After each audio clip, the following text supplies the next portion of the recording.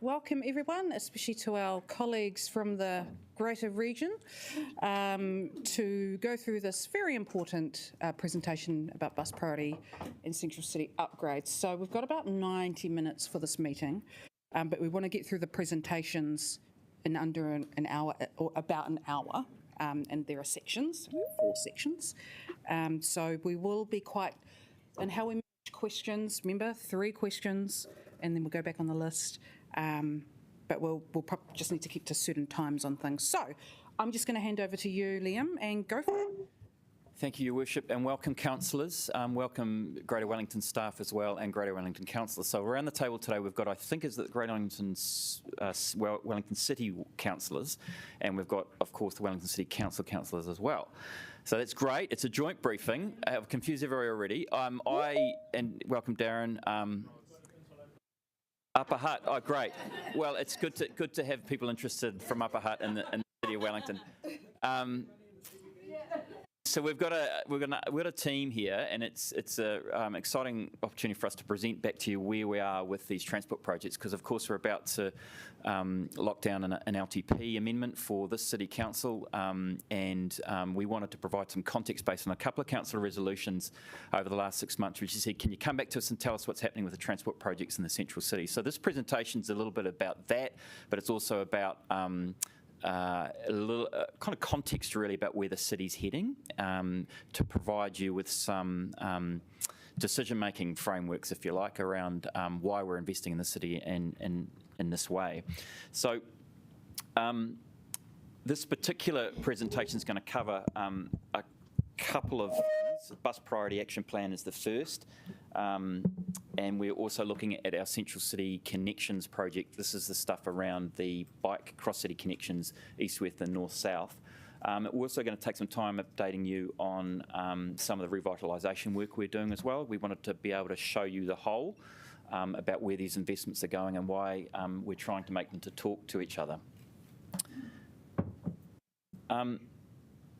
So I'll do the first little bit about the context, and then we've got Tim, Alex from Greater Wellington to talk about bus priority. We have the Harbour Quays folding into the back of that, which relates to the bus priority along the Harbour Quays and the Route 2 improvements. And then we've got a presentation from Claire Pascoe, which is the Central City Upgrades project. So this is to do with the cross-city connections and some place investments that we're doing. So please note those different sections and try and hold your questions to the particular section and so forth. Yeah, and I'll just try to frame the conversation for those following sections. This is a presentation. We'll circulate the presentation after the session.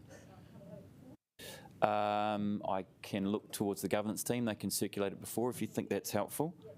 Okay. So, context, a little bit of the why.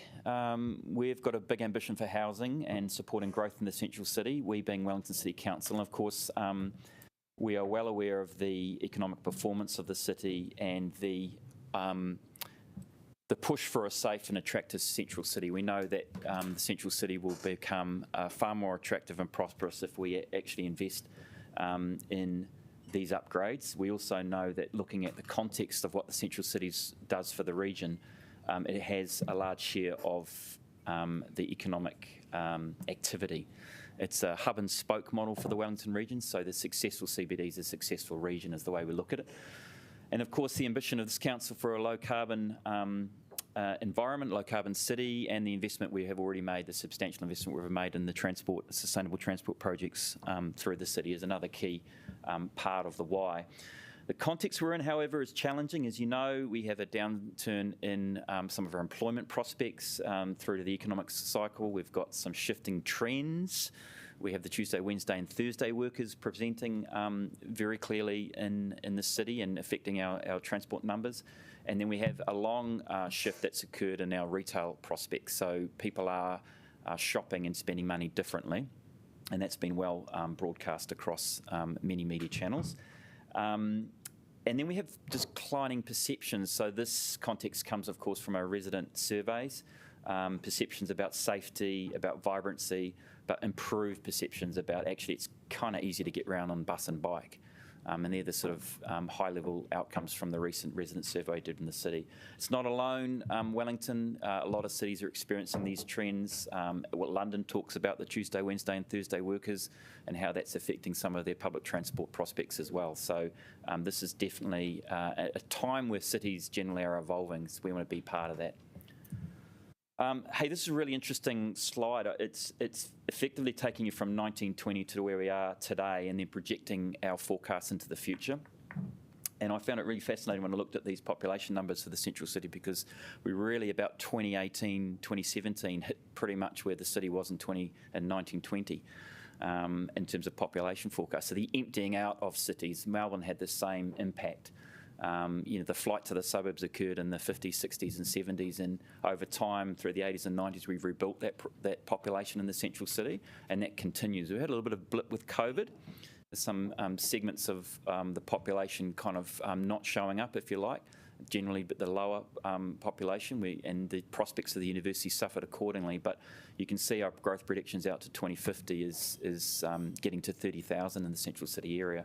So I thought that was really interesting. The stats from that 2018-24 period was also interesting in terms of where we were seeing growth in our type of population living in the central city.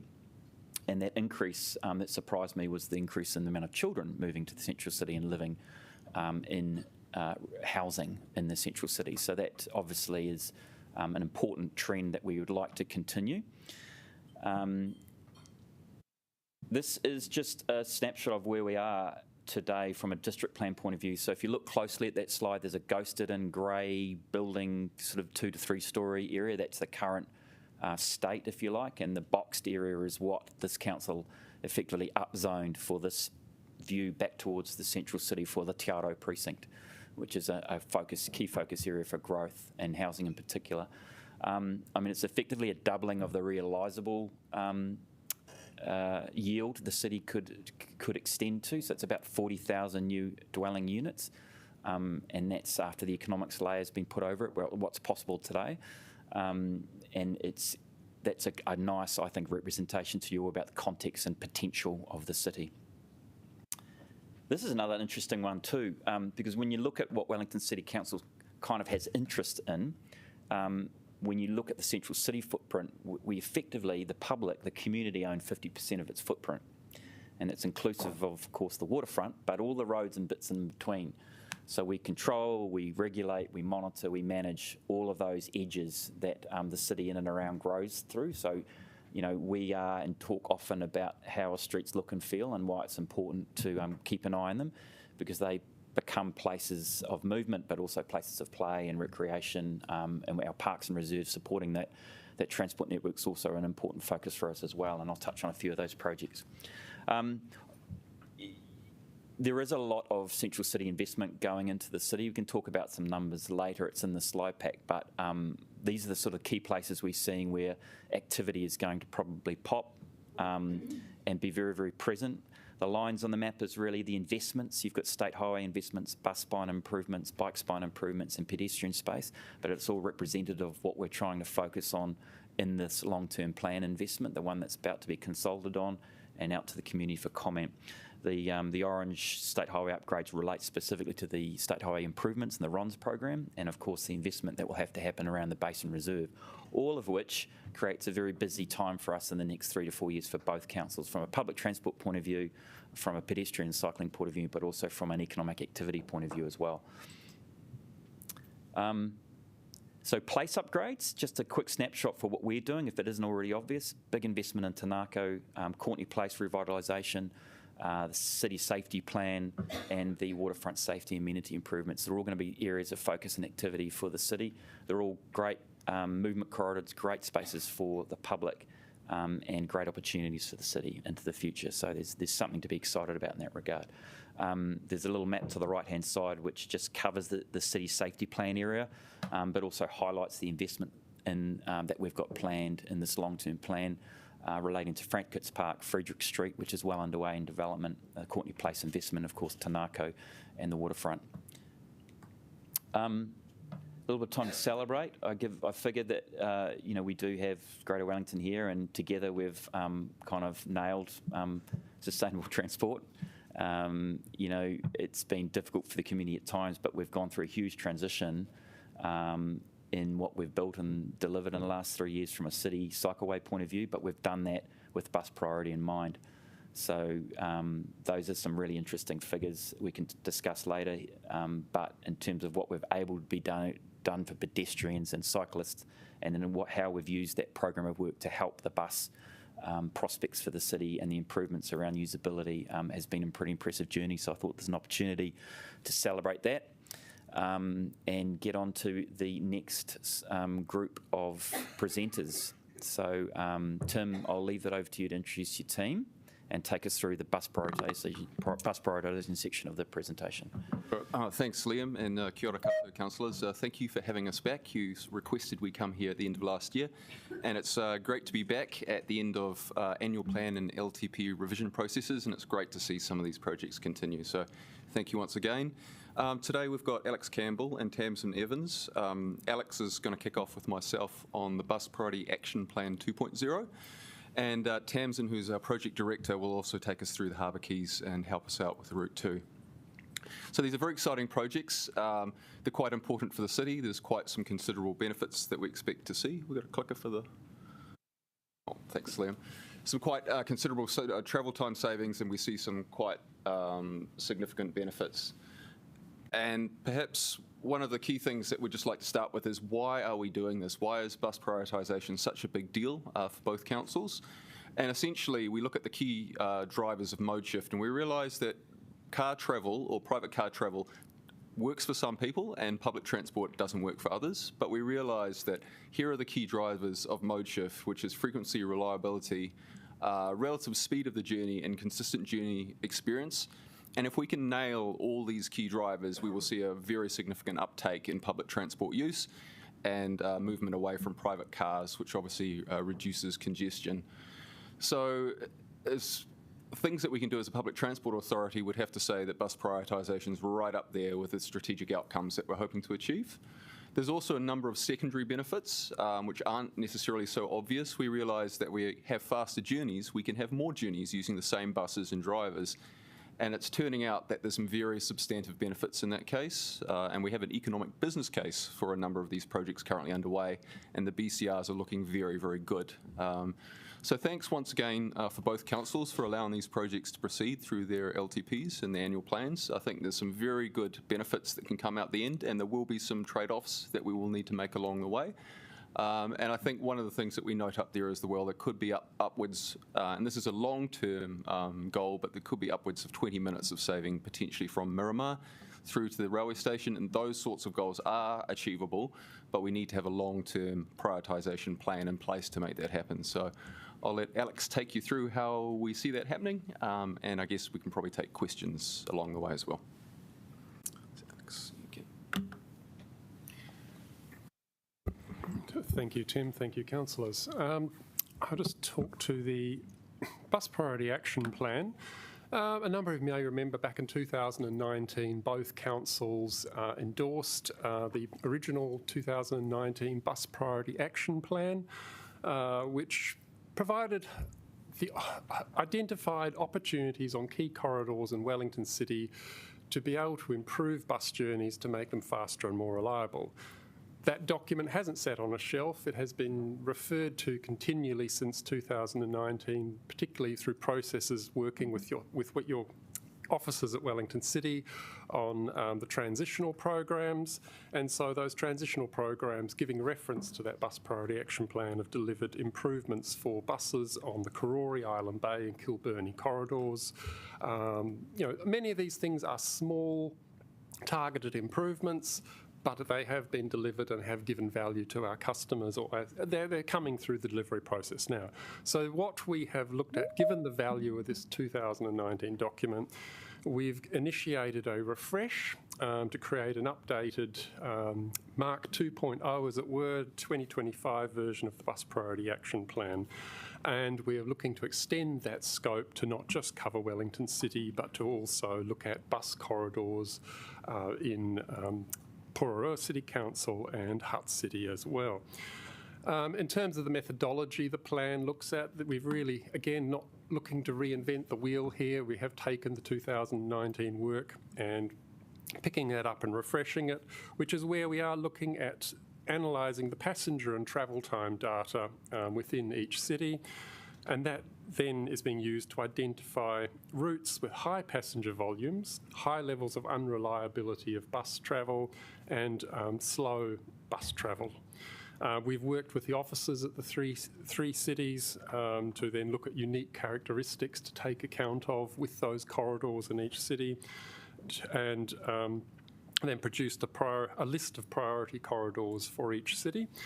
Some of the factors that have been considered when looking at those issues for buses, the sources of delay, it includes things related to bus stops. You know, where there's excessively closely spaced bus stops, that can slow the bus down. The re-entry time, where buses have to wait to get back into traffic from a bus stop, waiting for get back into general traffic, dwell times at stops, issues around traffic lights, where the delay time to get through traffic signals, the delay of traffic queued at traffic signals, and general on-road congestion, which can be mid-block traffic congestion. It can be issues such as buses that are caught behind slow-moving cyclists travelling uphill, or one that's quite a common Wellington scenario is lane widths that are a bit narrow and the bus has to stop and wait and give way to traffic coming in the opposing direction, or just has to travel very slowly and carefully along that lane to avoid,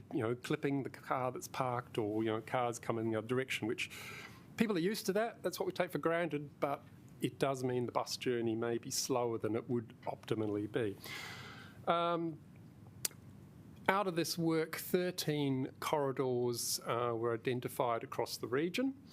And specifically, when we look at Wellington City, there were 7 corridors that emerged. None of these are surprises, and they really are very consistent with the corridors that emerged the last time this work was done in 2019. In some cases, the corridors don't extend quite as far, or they extend a little bit further, which does reflect that there have been changes to traffic congestion and delay in some specific areas of the network. But all in all, these corridors reflect where the great majority of passenger journeys will be at some point travelling through or to. So any improvements we can make on these corridors have a very significant benefit for customer journeys by bus in Wellington City and the wider region. An example of corridor issue identification, now we have this for all 13 corridors in the draft document, is where we look at each corridor. You can see the breakdown of sources of congestion on the left. There's a graph on the left with the light blue and a dark blue, and the light blue is how much of that congestion might theoretically be if we were to do everything possible on that corridor, address the lanes, address the signals, address the stops. And you see in some cases we're looking at journeys could potentially have half the travel time that they do now if you were to address everything.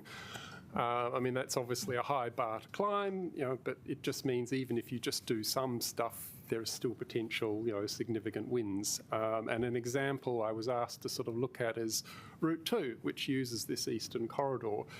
If hypothetically we could get a 10-minute travel time saving on every journey on the Route 2, that adds up to about $1.39 million per year in operating cost saving, 4 less peak buses and drivers required to move the same number of people.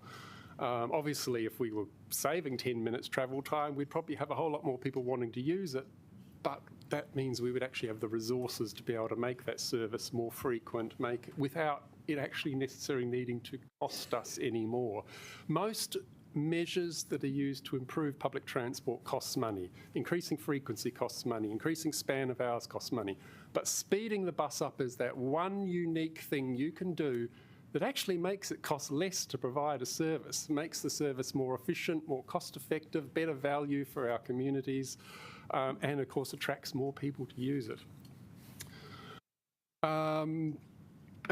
So each of these corridors gets down to this level of identifying specific issues, and then also goes through and identifies what are some possible targeted interventions that could be looked at on each corridor. So in terms of next steps for this work, so obviously we've got the workshop we're doing right now with you. We are still this quarter getting feedback from staff at the 3 different councils to make sure we've captured all their comments and feedback into these corridors. Then we're looking to finalise and ratify this 2025 Bus Priority Action Plan update for Q2. And then we start sort of looking at, again, because this plan is, it's not an actual plan in itself. This is identifying the opportunities, and so this then is able to then feed into, for instance, Puruwa City and Hutt City's integrated planning, be able to feed that into a Bus Priority Action Plan integrated project execution plan, and then seeing, depending on what funding we have available, what's our opportunity to then feed this into the future bus rapid transit business case. I don't know, Tim, is there more to... Yeah, I think that's it, Alex. It's spot on, I think. The main approach for us is this is an opportunity identification. For a lot of these opportunities, we are already working with your officers and we are integrating our ideas and solutions. There's definitely 2 phases here. The first phase we're going through is now we've identified all these opportunities. How do we prioritise them into each council's work schedules, and what can we do now and what do we do later? There's also a longer term horizon, which I'm sure everybody's aware of, and that's the State Highway 1 Mount Victoria Tunnel. We need an integrated transport approach for the whole of the city, and that's something where this project needs to obviously tie in at some point, and that's why there's a very big fat asterisk around the rapid transit business case, because we obviously need to know what the outcomes of that might be to come up with an integrated transport solution. So this is a single step in quite a long journey for us, and once again, it's very much an evergreen process. We'll keep updating it as we go. But for now, I would just like to thank the officers that we work with and their collaborative approach and our ability to deliver, some fundamental changes, which you'll hopefully see in the next 2 presentations. So thank you. Any questions? So we'll take about 10 minutes for questions, limit 3 per councillor. Ask a question, not a statement. And if we could keep answers nice and tight too, please, that'll be great. Councillor Pennant. Thanks for coming in. You won't be surprised my questions is about bus stops. So is there going to be any opportunity for the public to have a say about the removal of them? Yes, because this plan identifies where there may be specific instances where the stops are close together, but just as with the transitional program,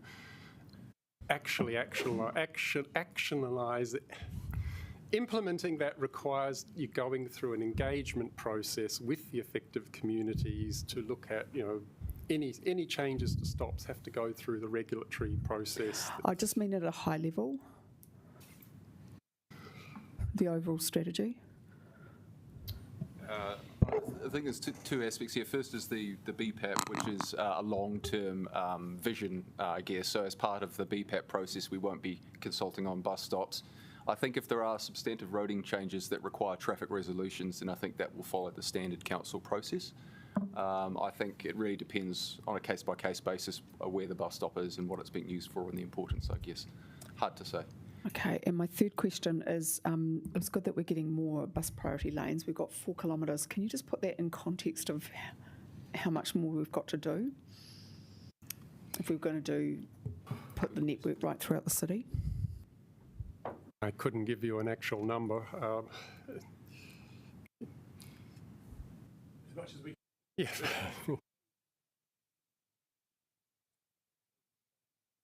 Councillor Free.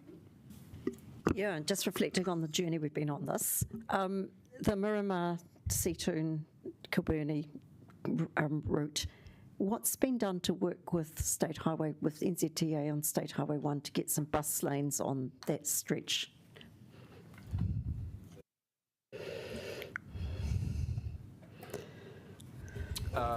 We are actively talking with Wakatahi at the moment about what role we play in that project. They have obviously engaged, and maybe Liam, you've probably had more engagements in that space than we have. No, he's crossing. We're talking about what our role might be in engagement, but we do see that as a critical relationship for the success of the bus prioritisation projects. So what assurance can I have that you're going to prioritise that? Well, I think, Sarah, so they've only really approached us for Petone to Granada RON program. They haven't actually approached formally about the state highway upgrades yet, and I think that's what Tim's indicating. I think you can be assured, though, is that when they do engage with us, we'll be advocating for all of the outcomes both Greater Wellington and the city want. If it's not walking, it's not biking, it's buses, they're all getting the same message. So they are redoing the intersection. What engagement have you had about some of the wish lists that we had? You know, like you've mentioned a few things, like buses being prioritised at intersections. Has anyone from Greater Wellington or Metlink engaged with the upgrade that's happening at those intersections? And the intersections being Wellington Road and Kilburnie Crescent and Evans Bay Road, and I think it might be Cobham Drive. They're actually redoing the intersections with. My understanding is we are largely closed out of a number of those discussions currently. Closed out, okay. We are not part of. I think, You mean they don't ask us? well, I think the reality, Councillor Free, is that we're not in a let's get Wellington moving environment anymore, where those relationships were tighter because we were all bound together. And so actually breaking in on some of the NZTA stuff is more difficult now than it was. Apologies, Councillor, I'll need to move on. Councillor Lee. Oh, thank you, Your Worship. Would it be safe to say that you are drawing on successful BRT models like the Northern Busway in Auckland? Yes, I'd have to say we've spent some time talking to Auckland Transport and their project director of the Northern Busway. I guess we got some very good advice, which is build it and they will come. They had some very modest projections for the use of that busway, and it has taken off, and it's grown from strength to strength. So I think what we've learned from that, there is a degree or a leap of faith, and I think the other learning that we took from those discussions is do a staged, progressive approach. Don't try and do a big bang all at once. Just make modest improvements. Do what you can today, but have a view to the future where you've got an integrated plan and solution that one day might be all joined up. So it's very interesting, but clearly it's doing very well for Auckland at this stage, and we're hoping to sort of replicate half of that success. Would be pretty happy. And last question, what are the key lessons learned from the Airport Express, which we have, which Auckland doesn't have? You want to take that one, Alex? Well, I mean, Airport Express, that is an interface of the combination of a frequent, fast journey. It leverages off the Hataitai bus tunnel, which bypasses general traffic on the state highway, and the combination of having a very strong brand in the marketplace as well. Councillor Randall. Thank you. Just in terms of your modelling for these corridors, can you confirm if what was modelled was bus travel time or was end-to-end passenger journey time modelled? The numbers that were shown in the earlier graph were looking at the travel times on the bus, including all the segments of delay along that route, compared with a model of if the bus did not have any such delay, what would the travel time be? Yeah, I guess, so you're saying no, in the sense of you haven't modelled how long it's going to take the passenger to get from end to end in terms of their journey. You focus on the bus service. Sorry, this exercise doesn't. It's just looking at the vehicle travel time. Thanks. Secondly, I notice you intend calling the future document a bus rapid transit plan. Can I respectfully ask that you not do that unless we're actually going to do bus rapid transit? And given Let's Get Wellington Moving has been shut down and the $1 billion investment is not available to deliver bus rapid transit, can we just have a much more realistic title for what we're trying to achieve? I think there was a very big fat asterisk, I think, when we put bus rapid transit there. We originally had money for a business case, and I think the outcome of that business case would be what is the what are some of the hurdles and that we need to overcome to actually even get to the point where we can say we've got a detailed design that we want to put in place. We are aware, however, that Let's Get Wellington Moving showed some very significant benefits from a rapid transit corridor out to the Miramar Peninsula. In fact, that underpins a lot of the BCL, the benefits of the extended tunnel that they're currently exploring. So what we're trying to say is once that work is done and we have an understanding of what sort of tunnel that we might have and the changes to State Highway 1 are better known, we feel that might be the right time to explore a rapid transit option. That will be very dependent on a large number of things, including council budgets. Yeah, of course. One more question, Councillor. Yes. So I was wondering if you could explain. So Wellington City has put some effort into developing a Wellington integrated transport plan. I was wondering you to explain, I guess, from a regional council point of view, how this bus plan will connect and integrate and align to the integrated transport plan, so that we know that it's going to join up with all the other changes that are happening on our transport network. Yeah, well, Tim, I mean, I can start with the answer. Obviously, you know, that plan wasn't supported at this current time by the council, and it was a direction that council gave us to go away and keep working hard with Greater Wellington Regional Council to ensure those street outcomes are integrated. For us to move forward on these key projects, and maybe moving to the next item might explain and show how we're thinking, certainly from a Harbour Quays point of view. You know, the transport function, the public transport function of Greater Wellington and the transport planning function of Wellington City Council will continue to integrate and deliver good outcomes for the city, in my mind. Yeah, thanks, Liam. And I think we do have formal structures between offices now. We have joint governance group, which obviously Sam Gain and Liam both sit on. We have integrated planning sessions. We've got multiple project teams that meet weekly. So I think we're probably as joined up as we can be, but the view at the moment is very much at a project by project level. But at the same time, we would like to have those longer term discussions about what the city might look like. And I guess today is a little bit of a taste of that, just trying to see what we might do together. We've got two more people on the list, and we do need to move on to the next section of the presentation. So I'm just going to ask the questions to keep really tight. Councillor Calvert. So we're going through an LTP amendment. So are you aware that when we do that amendment, that's not necessarily approval for funding for any of these projects that you may think? It's actually just putting some money aside in the budget. For the presentation we've just given, we're not asking for any funding from Wellington City Council. For the subsequent two projects, there will be a variety of engagements with this council, which Tamsin will be able to take us through very shortly. And I'm really looking for assurance of how you will ensure that any money we put into it will be spent wisely. Because I'll give you the example of the Hutt Road. Question, please, Councillor. Yes, but I'm asking for, and I'm giving him an example so he can answer it. We spent 1.4 million moving a bus stop 100 metres for people who it's hardly used. So how can you give us assurance that any money that we put in is value for money, because we don't have a lot at the moment? We will be focusing very closely on the dollars and cents at the moment. I think both councils have very tight budgets at the moment, and there's two approaches to that. The first one is for the significant investments, you will see an economic business case. There's one currently in the pipeline for the second spine Harbour Quays. So we will clearly demonstrate the economic benefits and outcomes we're hoping to achieve by the money we're investing.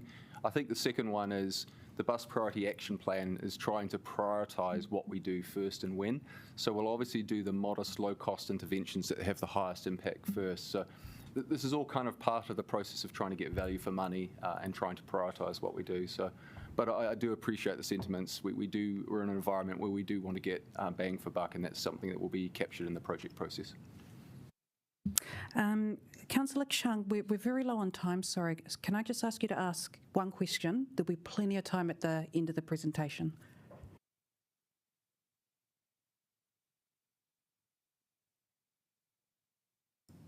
You're just on mute, I think.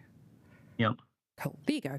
Okay. I just have one question. Looking at the dwell times, it's quite significant. So how would you actually improve those?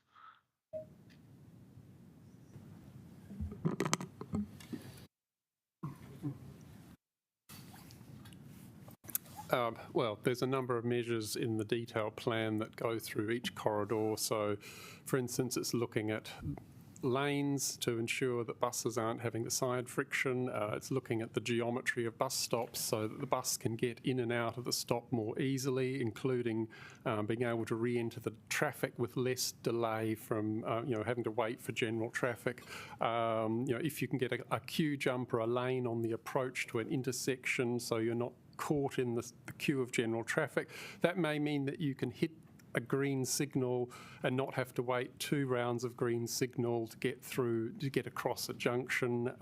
It's without having the full document in here to sort of be able to walk you through each corridor it's going through, very specific suggestions of opportunity, and they are just suggestions of opportunities, I must note. It's not a plan that's committing to anything. It's just saying, if you considered this particular intersection, this intervention, this particular mid-block, this intervention, and you did them end-to-end on the whole corridor and delivered every one of those. Now, in practice, when you go out and do the work on the ground and work with those communities, you may find that's not the thing that is the right thing for that specific community, that maybe they value that on-street car park more than the travel time saving. But this document was just tasked to look at what are the opportunities along the route, and there are subsequent processes you would go through and engage in to then work out what you may actually want to progress, and then there'd be a travel time saving that you achieve with what you actually implement. Right, thanks very much. Wonderful, thank you. I think that means we're ready for the next section of the presentation.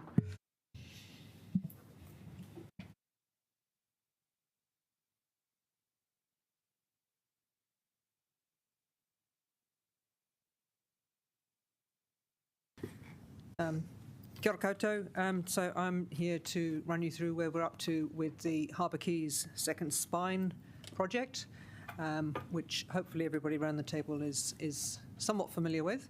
The next slide. Not actually a flooding map, but shows you the scope of the area that we're talking about in terms of the space we're talking about moving buses through. And basically from the station through to the Kent, Cambridge, Courtney Place intersection. And just to recap the reasons why we're doing this, building on some of the things that Tim introduced at the start of this presentation, Golden Mile is rapidly reaching saturation point, to the point where the buses that are queued now would be even more densely queued, potentially either entering and leaving Golden Mile. So the rationale, the key driver behind the Harbour Quays or the Second Spine is to increase that capacity so that more services can be run on both the Golden Mile route and the Harbour Quays route, so spreading the load across the two. So the things we'd be looking to achieve there is that increased frequency, better reliability, the reduced journey times, and obviously a more efficient use of the network, good customer experience and so on. One of the other things that at the local level in this space, what we'd be doing is also looking to build some resilience into the network so that we can manage the disruptions to services effectively. We know there's a lot of disruption coming around Golden Mile and a lot of bus diversions as a consequence. Using this route will help us with the relief on the Golden Mile long term, but also help us manage that disruption in the shorter term. Moving buses off the Golden Mile onto a separate corridor also helps us with one of the objectives of the project, which is around improving that connectivity in the central city. So there's a glass half full and a glass half empty way of looking at this. Glass half full, more pedestrians moving on the streets between Lambton Quay and the other corridor. Glass half full, passengers don't necessarily want to do that, but the drivers around the capacity on the Golden Mile will, we think, push some more of that pedestrian connection, potentially with some benefit for the businesses on those side streets, Featherston Street and so on, with obviously increased foot traffic. So the journey time savings that you can see there are from the modelling that's been done so far. And again, I'd echo what Tim and Alex have been saying, is that those are dependent on everything falling into place at the right time. We're not going to necessarily be able to achieve those overnight because we have got this disruption period coming. But Harbour Quays, for some of the express routes that are probably proposed to go down there, will produce some quite significant journey time savings. So looking at the route options on this project started back in mid-2024, and about 10 different options, if I recall, were identified as ways to get buses between the station and Kent Cambridge Terrace. Those went through an assessment process and narrowed it down to 2. And you can see on the left of those 2 images more clearly the split route, which would have the southbound buses travelling on Featherston Street route and the northbound buses along the quays. And the image on the right would have both north and southbound travelling on the quays route. So those are the 2 that we're looking at the moment. We're going through a second deeper multi-criteria assessment there, looking at those 2 options against each other.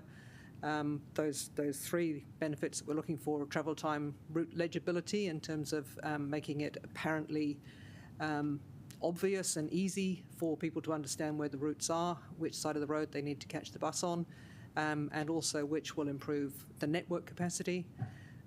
Pedestrians and passengers, obviously a key consideration as well, need to be able to access the route safely and conveniently. And we also have to think quite hard about the level of service for pedestrians and passengers at bus stops. While the Central City Bike Connection isn't in the scope of this project, we need to make sure that we don't cut out any of those options for the future. And then looking at what the effects of this bus corridor would have on general traffic, parking, businesses and construction and so on. So we're going through that process at the moment. Both options have got advantages and disadvantages, but that's why you go through this MCA process. And we'll be bringing a preferred option back to you in August to both councils. So what you can see there is a timeline in terms of when those decisions will come back to you. Obviously, we're starting on the left with the briefing today. There's an LTP process, LTP amendment for Wellington City, and you'll see at the bottom project approval. Bring that back to both the Greater Wellington Transport Committee and the relevant committee of Wellington City Council in August. That will then give us a green light to go ahead with finishing the developed design through engagement with the affected stakeholders, ready to go out for consultation in November. And that will then come back for a regulatory committee decision for this council, Wellington City, for a traffic resolution in February next year, which will then trigger detailed design, and we will be ready to have services operating on Harbour Quays in late 2026.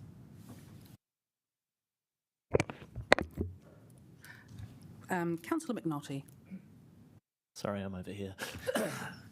Just in that multi-criteria analysis doesn't preclude future cycle network. Where is that sitting in the hierarchy of other criteria? Like, are we going to be objectively, if this is where we're planning to put a route, the bus network will have to work around it? Is there trade-offs that we're willing to make? I'm just trying to get a bit of reassurance that it's not going to be super concrete. It's kind of concrete by definition because we need to determine the route for the buses. But in terms of planning that route, mindful of where those cycle connections will be, where they could be. Claire will talk to you more about the cross-city connection in the third part today. So, as Tim was saying, in terms of both councils working together, bringing these projects together, that mixed thinking is being brought into all of the projects. So we're not looking to plan a bus corridor to the exclusion of cycles, but everything's at a slightly different stage, and we're talking about an incremental approach as we go. Councillor Pennant. Thanks. Really quick questions. Can this be converted to light rail potentially at a later point? I think it might be helpful just to explain. I mean, and someone mentioned BRT. as well. I think what we like to think about is mass rapid transit corridors. So look, it's very, very clear that there is a hub and spoke to the city, and to get through the CBD and service our communities in the east and south, you actually need to get through quite a constrained area with lots of real estate and real estate interests. So we've got to find a way through the city at some point. And what we're trying to talk about today is transit corridors, one through Courtney Place, which you've heard is getting congested, and an option of a second spine. They're kind of really the only two options here. And so I think it's just important to keep in councillors' minds that for cities to be successful, we have to move more people through a very tight area. We'll have to look at future options. But I don't think we can categorically obviously say that light rail is in the picture or BOT, but we're going to have to plan transit corridors. That was such a long answer to what was a simple question. It was a technical question. Like, can you put the rails down if you start dedicating this corridor?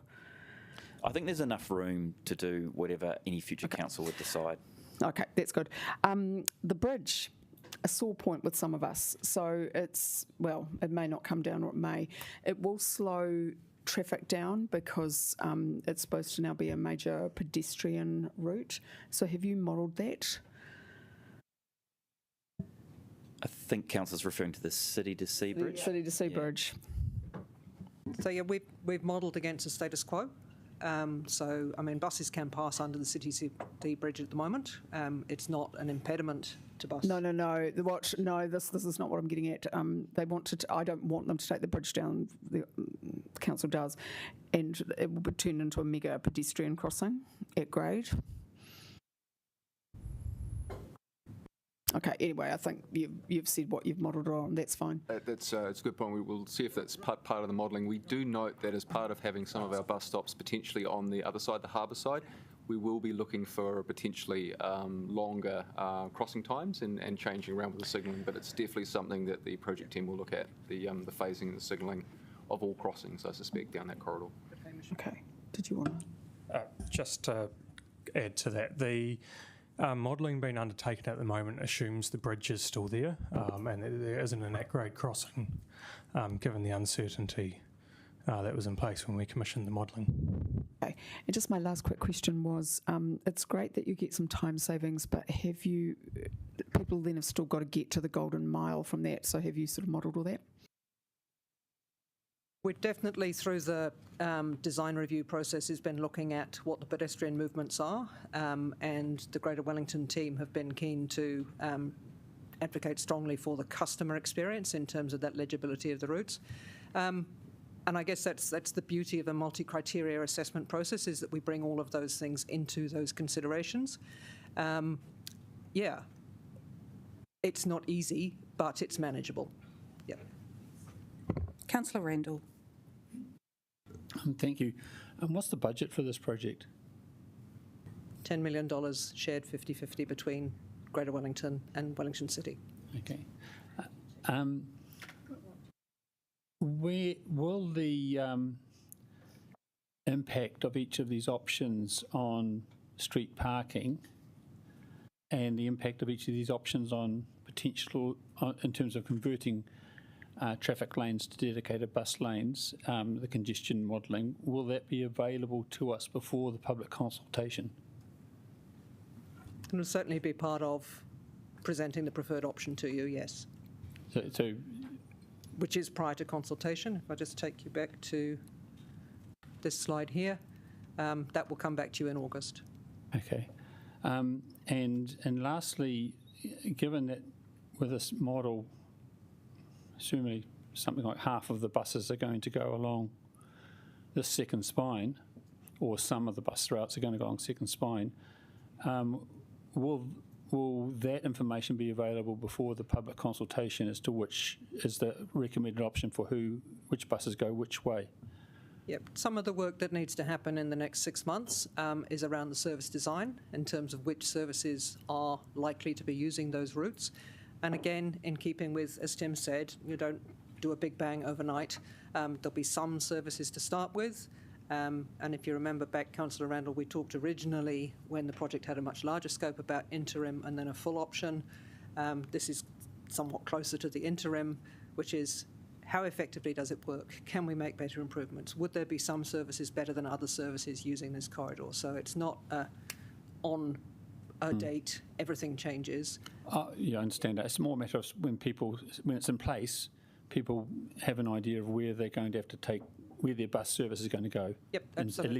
At least in terms of principled. Yep, so there's quite a lot of time before we get to that point in terms of the consultation to be able to be really coherent about the message, really specific about, so what does it mean for my bus, my route, my journey, as best we can do that. Okay, thank you. Councillor Calvert. First question is, can we get, perhaps by the end of this week, how you're going to be assessing the business benefits of this work? So that would be quite good if we can understand the criteria of that. I know you've got something else up there, but I'm not sure whether it's the same thing. And the second point is, given the decisions coming back in August, just prior to the elections, how will officers try and ensure that it is almost a bipartisan agreement to what does proceed, rather than just a pure vote from a majority?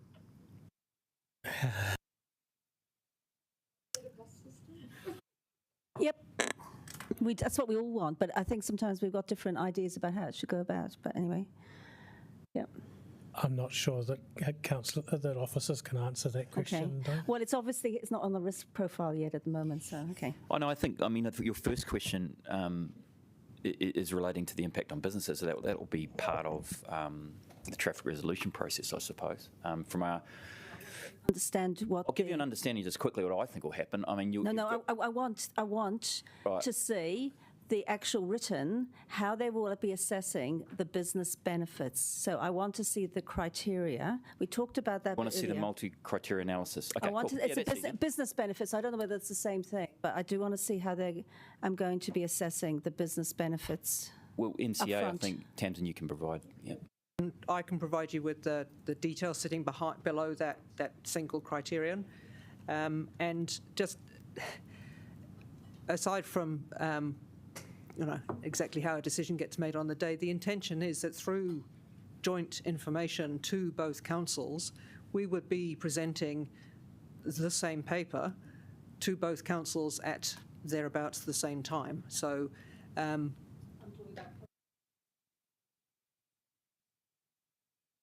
I can't comment on the political. This is a political decision. Councillor Free.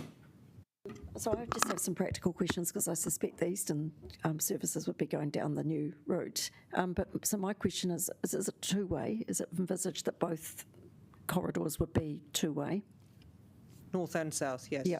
Yep. And the second question is, how do they integrate together? So if you come in from the east but you actually want to, say, swap to a Brooklyn bus, where will the points be where you can still do that kind of major hubbing, which has been such a great feature of the new services? Still likely to be Courtenay Place. Courtenay Place. So there'll actually be a good connection there, like a very good connection. And what's happened, just talking about hubbing, whatever happened to our, we approved a project down at the railway station for a better hub down there for buses. Remember? Underneath a new building, we were going to put some money in to get a better, a better enclosed shelter. Oh, yeah. Did that ever happen? Yeah, through you, Madam Chair. So that's the Kate Shepherd Place redevelopment. Thank you. Yes. Do you guys want to talk in detail about what's planned? Well, maybe this isn't the time, but is it still happening? Because these things, we prove them and then they sometimes perhaps we'll get an email out. fizzle into nothing. Yeah, we'll get an update to you, Sarah, on that. And let's, thank you, Councillor. I think you've still got a fair chunk of the presentation to go, so let's move on to that one and see how. Thank you, Tamsin, and thank you all. So this is a very quick presentation, just a couple of slides to give you an update on our electric articulated bus trial. Actually, the bus trial wasn't electric, it was diesel, and it's obviously known as the Bendy bus. So we've talked about this a couple of times before. Obviously, the why we're doing this, we're at capacity on the Route 2. We simply can't get enough buses out of Karori, and the only approach that has found to be practicable is articulated vehicles. So there's been multiple multi-criteria analysis undertaken. and this has come out on top by quite a considerable margin. We had a trial the other day, a couple of weeks ago. It was very successful. It was our second trial. It was the first time we've done the full route too, as well as not at night time. And it was great to see various officers of both Wellington City and Greater Wellington on board. Key takeaway from that was actually the changes that we need to make. There were quite a few of them. They probably weren't as significant that we originally thought. There's definitely a number of infrastructure changes we need to make to improve the amenity and accessibility and ensure that the bendy buses don't get in the way of existing traffic and passengers and cyclists. So there's a number of multimodal considerations to take into account. The other thing to note, which is often a misconception, is the turning circle, that the bendy buses will sort of swing out into traffic, but in reality the turning circle currently is only about 4% larger than existing buses, so very, very similar, to be honest. And with the new technology coming through, that may even be smaller. So the key takeaway for us is basically the interaction with not only foot traffic but existing traffic. How can we make bendy buses essentially coexist in a safe and efficient manner? So I've got a video which you can probably watch because we're running out of time, but there'll be a link in the presentation you've been sent, so feel free to look at that at your leisure. It is not very exciting. It's essentially a bendy bus going around a corner and going into the Karori Tunnel. So I'll let you guys watch that at your leisure. There's a lot of very excited people on board. That's essentially the takeaway of that video. So look, like everything, there's a bit of a theme coming through. You might have picked it up. We like taking staged approaches, so we're not going to go big bang on this one again. So we're literally about to put an order in for 5 electric articulated buses. There's currently a tender out with our bus operator for this. And the intention of that is to run the articulated vehicles where we obviously have the bottleneck at the moment. That's the Route 2 into Karori. They will terminate in Courtney Place, and essentially they'll be used mainly for peak time traffic. Stage 2 is a little bit more ambitious. There's a few more roading changes we need to make. There'll be a bit of money associated with that, and essentially that will be a couple of years later, probably about, or a year and a half later, around about mid-2027. And at that time, we will probably look to go from about 5 articulated vehicles, and they may be a bit of a novelty, up to sort of a reasonably core amount in the fleet, somewhere in the vicinity of 25 to 30. So once again, we'll keep you posted on how this goes, but at this stage, there doesn't seem to be any showstoppers in the project. Happy to take any questions. Kia ora tātou. I'm just stepping in for Mayor Whānau. She's had to step away. We're running behind schedule, so what I think we'll do, if that's okay, we'll move on to the next section to deliver, and then we'll take that round of questions in the point where we have time for questions. Thank you.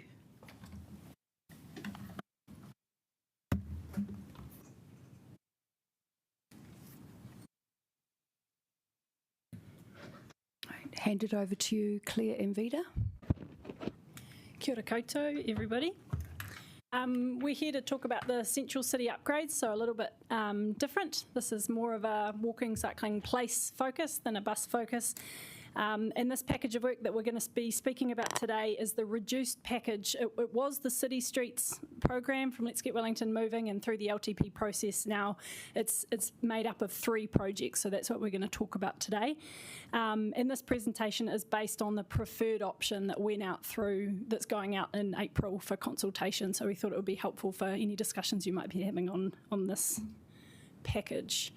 So Liam has spoken to this slide already, but I just wanted to point out with this one as well, when it comes to cycling in particular, we've really been working on the limbs of the network for the last 3 years, and what we're moving to now is the huts and the spines in the central city. And so you can see here in this slide all of the different sort of transport spines that are being worked on over the next 3 years, the different modes. Tamsin and Tim have talked about the Harbour Quays and that bus spine. We've got the Golden Mile spine. We've also got the tunnel spine that NZTA is working on. So the green lines there are the bike spines, and them and the pedestrian spines is kind of the focus of this package, along with 2 of the huts, Dixon and Cuba. So not to use a nauseating body metaphor, but it does help a little to think about now that we're into the real core of the central city.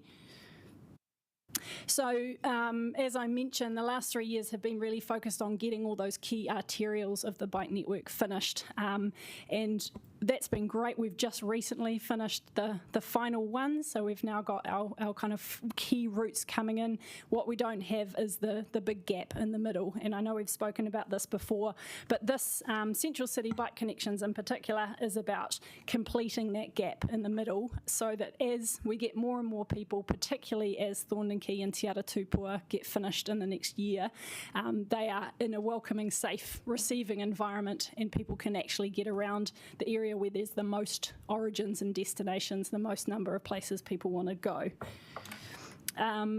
Equally, in terms of walking, as well as thinking about the bike network, we're starting to think a lot more about the pedestrian network, and this package has a strong focus on the parts of town where we've got some of the highest levels of pedestrian activity.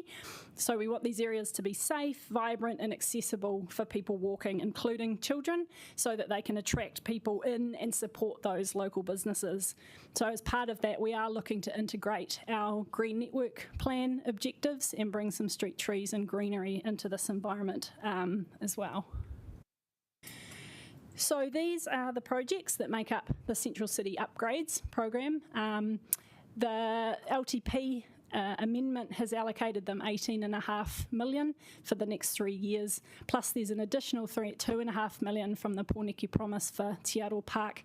You can see there how that money has sort of been spread across the three projects at the moment, but that may change in the future depending on how the planning goes.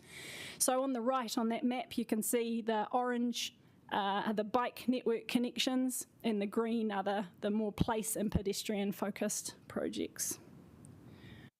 So I'm going to just go through each of those three now in a little bit more detail. So in terms of the cross-city bike connections, we're going to be looking at options to improve these two core routes through the city. These two core routes both connect to where Te Ara Tupua brings us in to basically the railway station. So one of the routes is from the railway station to the base of Brooklyn Hill, and the other one is the alternative to the waterfront along the quays. So the project team's just being set up, and they're working really closely with the Harbour Quays projects so that those solutions can be complementary. And Councillor McNulty, to your point, we're aware that the second spine is heading towards a preferred option of the quays, and so we're considering working with the leftover space, I guess. We'll go wherever the buses aren't go, and our options will be looking at both on-road and that off-road space adjacent to the road corridor. So in terms of the Victoria and Featherston routes, there was a lot of work done through Let's Get Wellington Moving on those streets, but we have a much more modest budget than they were looking at. So we will be bringing a heavy dose of pragmatism to how we can make improvements through these corridors, but bearing in mind that there are more aspirational visions probably of what could be done at a future date. And unlike the transitional program, we'll be looking to use materials that have a longer lifespan, because that helps us reduce maintenance costs, and we don't have a kind of next stage budget allocated for this work. So we want to make sure it's the longest lifespan type of materials we can use. Having said that, there may be some sections in the central city where we do want to take more of a trialling or testing approach. So we've got that in the toolkit as well.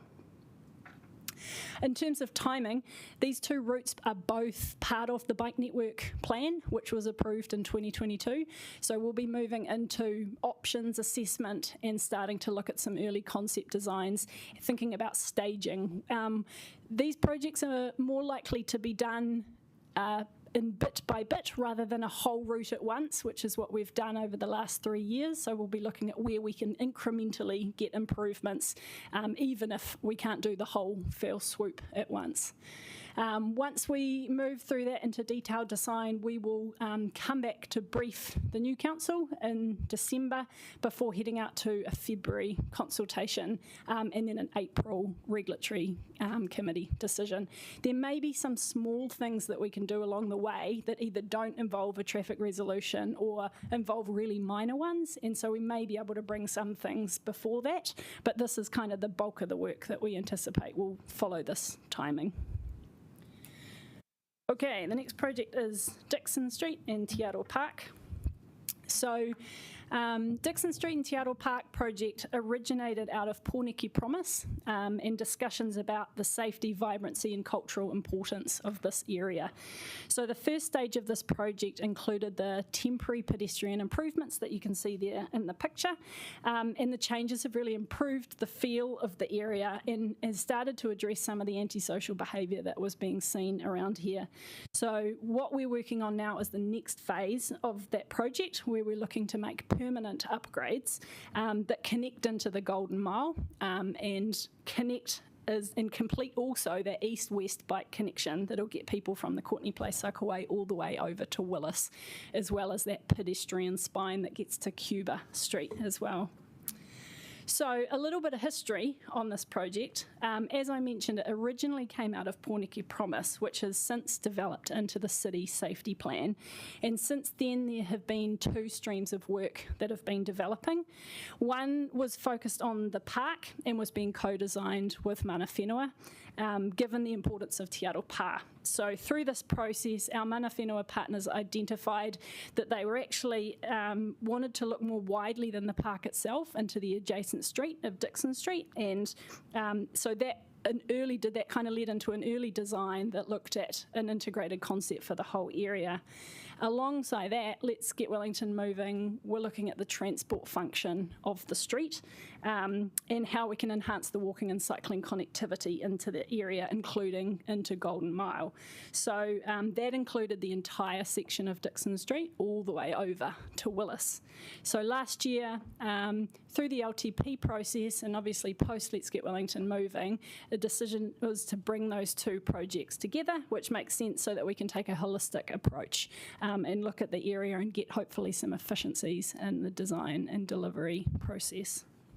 So a little map here kind of annotates that complicated thing that I just said. So we've got these different areas. A and B are the on-street areas, and those are the parts that are included within the Central City Upgrades package, and there's 7 million that's allocated for that. And then there's also 2.5 million allocated for the park, and at the moment we think that might cover Area C. So there's an unfunded area at the moment, and that's a conversation that we'll be having with you over the next kind of 12 months. So the artwork that's there's a long history behind this important artwork. It's really significant. It's the largest public artwork by a Māori artist in all of New Zealand. There are also some safety issues with it. So there have been slips that people have kind of been hurt on in this area, and we need to be respectful and cognizant of what's sort of come before in this space and respect the mana of the work and the artist. So from the work to date that the team have done with Mana Whenua, we understand that there's an opportunity here to heal some of the differences in the past in this area and acknowledge, I guess, the real significance of this site. So that's something that's kind of front of mind for the team working on this project. Next steps before May is to continue that Mana Whenua partnership on this newly scoped project. It's a bit different than when we were speaking about it last year and in the years before. We need to get some options rolling for the Cuba Street to Willis section that connects us all the way over. And then we'll be looking at the integrated concept design and starting that business engagement as well. So all of that is due to happen before we come back to you in May and present the integrated concept designs, and at that point we'd be looking for approval to move into detailed design, and then we'll start preparing for consultation, and this one would also go out in November, coming back for a February decision, and in February would come back with some more information about funding and costs and options of progressing. So that's Dixon. The last one's Cuba, and then I'm done and we can get into questions. Cuba Street, the home of Greater Wellington. So it's nice to have some of you councillors here. You'll be very interested in this. So our understanding is that council wants to revitalise Cuba Street and improve its safety. So improvements on Cuba Street, like Dixon, is fit within the realm of the city safety plan. This project is in a really early planning phase, so there are no designs or any kind of design work that's been started here. There have, however, been lots of discrete projects in the past, but no collective kind of planning and visioning work for the street as a whole, looking at kind of what the key problems and opportunities are. So we plan to take a more holistic approach this time round, really closely involving businesses and the community. For this reason, at the moment, the funding in this is sort of allocated to year 2, but in reality, we're unlikely to get to anything kind of recommended until year 3 or potentially beyond, just depending how some of the conversations go. The initial LTP amendment related to Cuba Street was about using trials to scale up to full pedestrianisation, and we'll touch on how that's kind of already kicked off already. But then there was a second LTP amendment about investigating land acquisition opportunities, so that work is happening as well. Here's a little diagram of our approach to Cuba. It kind of sums up what I've just been saying, but this year is a lot of insight gathering for the project team, which will help inform the plan for revitalisation and make sure that it's really strongly grounded in the community's aspirations and is addressing the right problems and leveraging the right opportunities. So last week, I think many of city councillors will have heard from the community group about Abel Smith and the intersection up at Abel Smith. That intersection safety analysis work is getting done in the next few weeks. Did they tell you how we won a competition to get some safety work done? No. Oh, we won a competition. It's very great. And we won a 7 days analysis from a company that looks at safety problems at intersections, and they're going to provide us a report. So that's a really useful piece of insight for us. We've also got some of the new Viva City sensors getting installed in Cuba Street, so we can get some information that way. And there'll be some public surveys and things coming for people to tell us kind of how they experience the street. So we anticipate there'll be a number of things that we can do in the short term, but there'll be also these more aspirational visions about long-term opportunities. So we'll come back to council, and to be honest, we don't know quite yet when yet, but with some of those recommendations when we get there. Excitingly, part of the LTP amendment has already started. I know the Mayor was there, but I'm not sure if anybody else got down to this Sunday, the Cuba Street activation. So we've got these series of activations that the Economic Wellbeing team are leading. The Cuba Duper, the people who run Cuba Duper, are organising them. And basically it's an opportunity to kind of highlight the unique and diverse offering of Cuba Street in the lead up to Cuba Duper. So those are trial pedestrianisations between Gusney and Vivian Street, and we hope to have some of those Viva City sensors in place by the last one so we can get some count data. Off the back of these activations, Clara and the Economic Wellbeing team will be kicking off their precinct plan work for the Cuba Street businesses. So they did this with Courtney Place. You hopefully have come across the Courtney Place precinct plan. They'll be taking that same approach and what they learnt through that experience with the Cuba Street businesses off the back of Cuba Street when they're kind of, you know, in a kind of excited mode about what the opportunities of the street are, and taking them through to get to that kind of vision of what their vision of the street is. And at the same time as that's happening, we'll be running a public survey asking, you know, people what their experiences are as well. So the final two things related to Cuba Street are those land acquisition opportunities. So there's a team that are starting to look at some of those. And I know very dear to Vita's heart is getting some trees in. So we'll be looking at what opportunities to bring some greening into that space there are as well. And then this is just a final slide, a view of all of the kind of decision and gates coming to council of all the things we've just spoken about today over the next 12 months. So you can see we've tried to minimise things coming before LTP. We've tried to minimise consultation before elections, but there are a few things from a delivery, because we're not far from year 2 of our 3-year LTP, that we do need to make sure we keep moving along if we're going to deliver that LTP direction. So yeah, that's everything from me. Awesome. Thank you, Claire. That was very concise. I've got a list here. I'm going to read through it. So if you're not there and I missed you the first time, let me know. Councillor Lee, Councillor Pennant, Councillor Randall, Councillor Free, Councillor Wienera, Councillor Young, Councillor McNulty and Councillor Saw. At the third one, I'll come back in and tell you who is on the list. So Councillor Lee, over to you. Oh, thank you. My question was for Tim. Is he still here? Oh, yes. This was relating to the articulated or bendy buses. I know there's been a lot of, positive learnings, but what were the things which didn't work out or were negatives from the trial?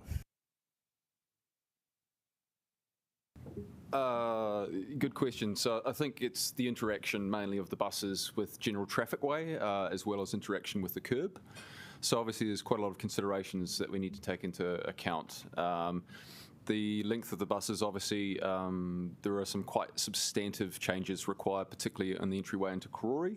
And I think there'll also need to be some quite significant training. You certainly want to have the right driver driving the bendy buses from day one, but I think the learnings were there are a large number of curb changes, there are a large number of potential adaptations to the road that will be required. So it'll be a case of slowly chipping them off, I guess. So I didn't think there were any showstoppers. In fact, the bendy buses can already do the route. It's just doing it in a safe and reliable manner and working away at those roading changes that will be the key.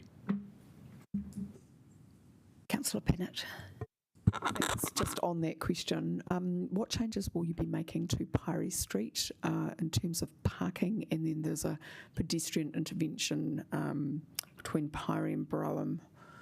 We're just working through all that at the moment, Councillor. So the trial that Tim was talking about was literally only a few weeks ago. So you'll talk to Councillor Young and I particularly? Yep, absolutely. Yeah, great. Thank you. Next question I had, Vida and Claire. Look, that sounds all great, but just my issue will be about really elevating walking because we're making lots of compromises for cyclists at the moment. So how are you going to deal with that? Yeah, I guess the exciting thing for me, who has been working on biking for a long time, is to get into this pedestrian space. So I think Dixon and Cuba are amazing opportunities to make quite a jump forward in terms of some of the key pedestrian corridors, particularly because Golden Mile Courtney Place is getting revitalised, and Dixon Street is the natural extension of that connects people actually all the way over to Cuba. And then Cuba is obviously one of our kind of iconic pedestrian streets. So I think the choice of these two to focus on these areas is really recognising the importance of them as pedestrian corridors. Cool. And then just really... Can I just add in terms of that, from the Harbour Quays project, it's also quite interesting from a pedestrian perspective. We've got the Golden Mile currently, which is really the key spine. Having the second spine, the activation of those side streets is really interesting and creating good pedestrian connections between the two spines, and how that can influence especially the ground floor use of those streets is going to be really interesting. Cool. And just last question, designing for inclusion. So can we make, I know the budget's tight, but can we make some extra efforts? Well, we can have rainbow crossings all over. That will get Destiny Church riled up. But yeah, do you mean sort of accessibility-wise? Oh, no, everything, like whether it's history telling of different communities or rainbow crossings, or just that says to everyone that they've got a place in the city. Yeah, okay, yeah, absolutely. Yeah, I think the project managers that we have on these, they come from strong urban design backgrounds, and I think they have very strong instincts in that space. Yeah. Kia ora. Councillor Randall. Yes, I was wanting to know when the parking impact of these proposals, each of these three sections, when that information will be made available to us?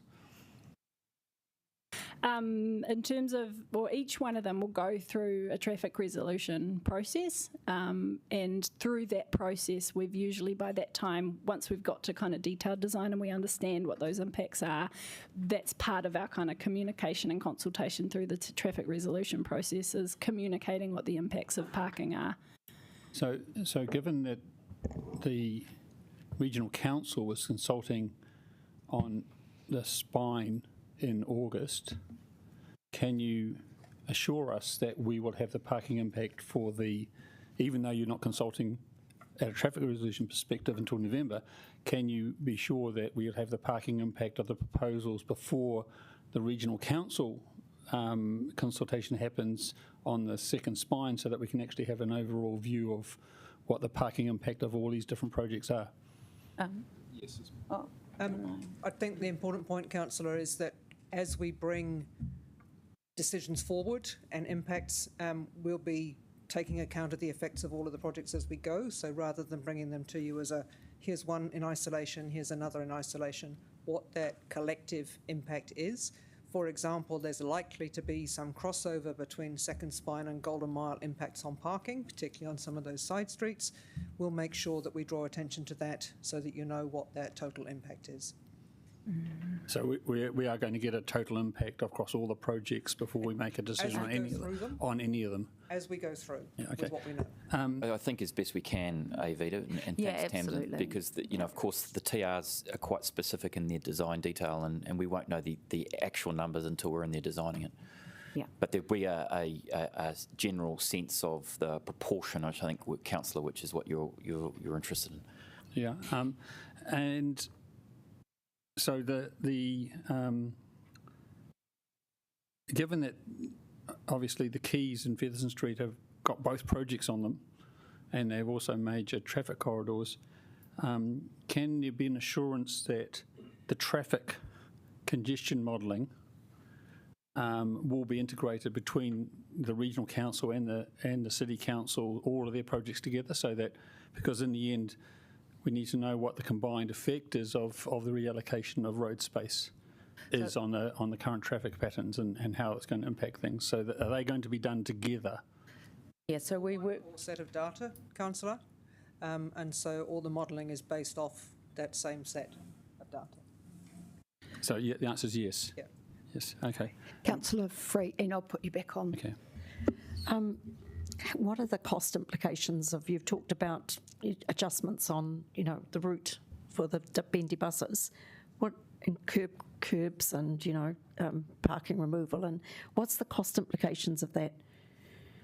The total budget at the moment for the modifications we need to make out to the east is $6 million. So who's paying for that? That's again a 50-50 share between Wellington. And so were elected members from this council consulted on that before the buses were purchased? I mean, that's a cost that we now almost have to bear because of the decision that's been made without any reference to us. It was part of your draft LTP amendment considerations in terms of the scope of that project. I think Councillor Free's directing that question at the Greater Wellington Regional Yes, Council. I am, because first we heard about it was in the newspaper, really. But it has a direct impact on us in terms of our streets. So we've obviously been working very closely with the officers. Yes, but we're the elected and members. I think we've highlighted with elected members throughout last year that this was something that we're looking at, and we believed the appropriate vehicle for that was the LTP and the annual plan for both councils. So we believe it was highlighted as a project. It was called the Eastern Corridor with articulated vehicle improvements. So I think that was part of that planning process that we put forward. Okay. Maybe it wasn't as obvious as we could have made it. Perhaps. No. The other thing that I saw a bus stuck in on Cobham Drive trying to swap from the left-hand lane to the right-hand lane to do its thing. How are you going to manage that with an articulated bus? It was literally stuck there in the middle of traffic for ages, which brings me back to my point about we must consider Cobham Drive. That's exactly right, and I think this is why this trial has been so useful. It's not just about changing the sides of the roads, it's also about how do they change lanes, what can we do from a signalling perspective. So there definitely will be a number of changes in that respect. I think what has been highlighted here today is that engagement with NZTA on State Highway 1 is really, really critical, and I have to say we have tried at a number of levels at our council to try and invigorate that relationship, but definitely going forward it's something we'll need to look at. We've bought these buses now, so something's going to have to happen. Thank you. Councillor Winera.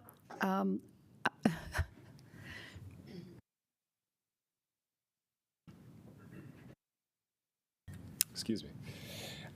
My first question is how that $2.5 million can be allocated to Te Aro Park improvements if it is to be in a future budget.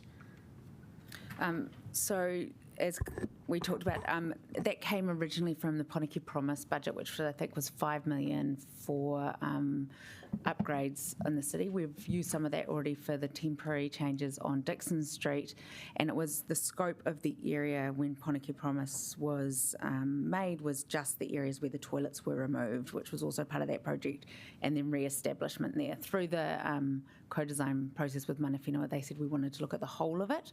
So the 2.5 currently, as Claire said, is not enough to do the whole park. But we have retained that budget there, and we'll be looking at it from a more holistic view. So it's come through from the 21 to 31 LTP, and is the work that we've been doing on that. Okay, makes sense. The next one is footpath widening for Cuba still on the agenda as part of this new precinct plan?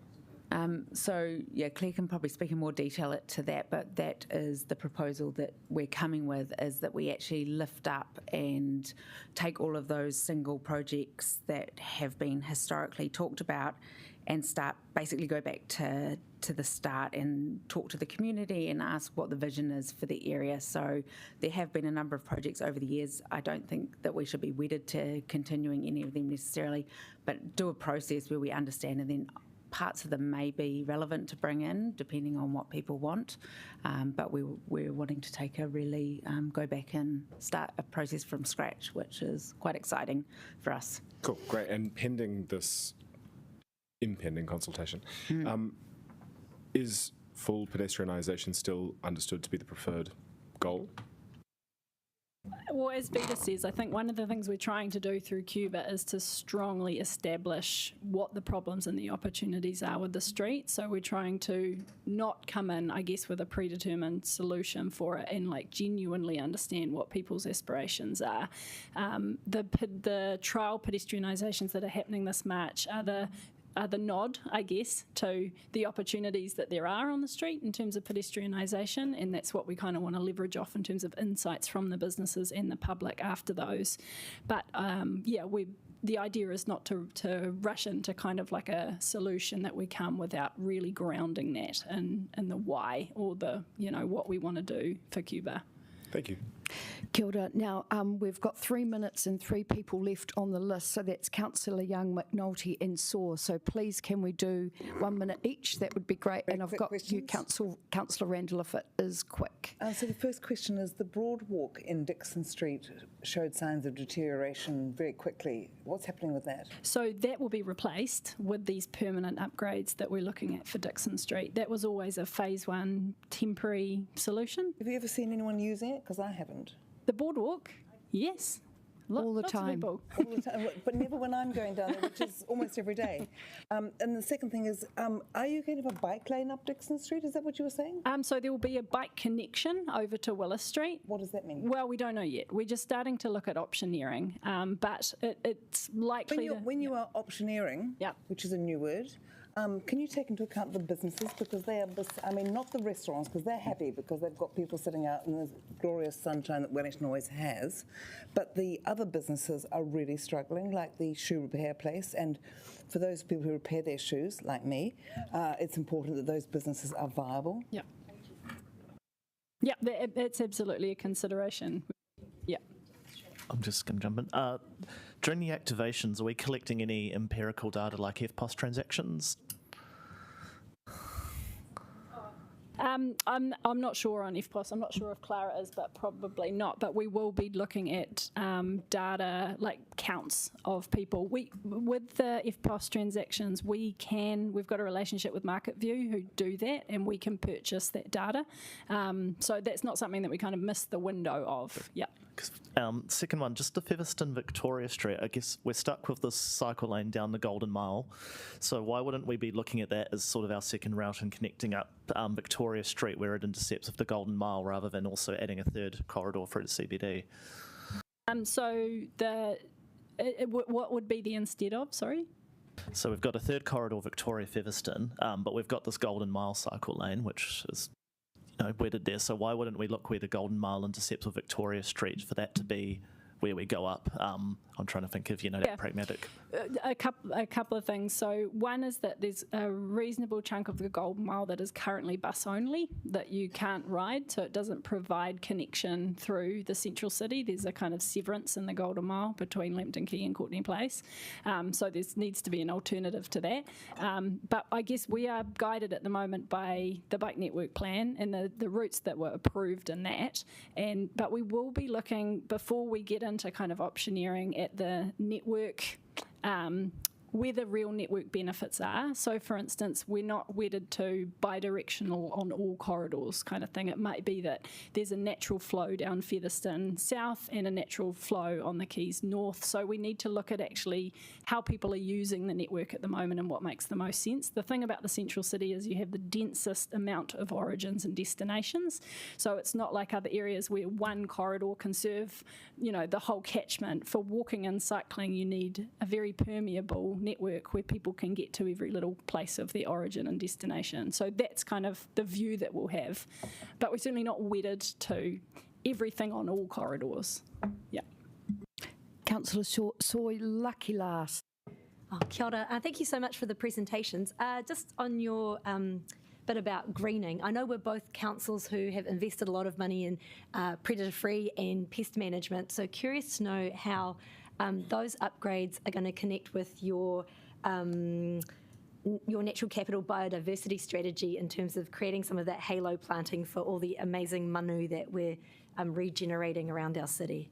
Yeah, I can answer that a little bit.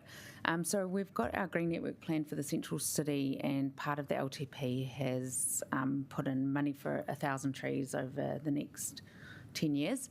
And the Green Network Plan identifies 4 targets, and one of the key things is exactly what you're talking about. We've got the inner town belt, which goes around it, but we are missing some of those cross connections for flora and fauna corridors. And then we're also looking, street trees, we normally think about probably a European approach to street trees. Our native trees are not designed to be singular standing trees, for example, so the team is working through how we both use Indigenous and exotic trees, and then how they need to be placed and planted to enable both, our fauna and flora to flourish. And I understand deciduous trees can also, create more maintenance as well, so that must be a factor as well. Thank you. Okay, Councillor Randall, would you mind emailing your last question through? We're after 3 o'clock. So I would just like to thank everybody for the presentation today. Just an extended welcome and thank you for being here, our Greater Wellington colleagues. Good to have you in the room, and hopefully time saving for all of us to get it done together. So we'll look forward to the next round, and have a great kia pai tō rā.